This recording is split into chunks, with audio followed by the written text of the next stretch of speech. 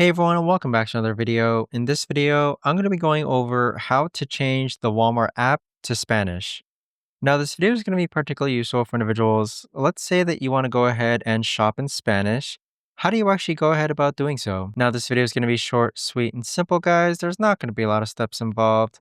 Now, in order to do this, what you're first going to do is log on to the Walmart app. Next, click on Account on the bottom right-hand corner.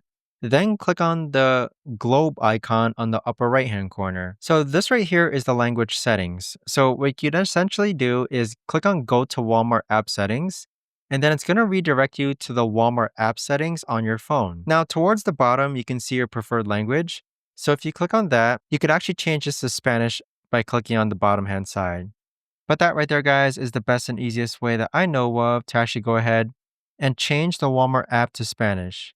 If you guys know of a better or easier way to actually do this, let me know in the comments down below. I would love to know. Thanks so much for watching, everyone, and I'll see you guys all in the next video.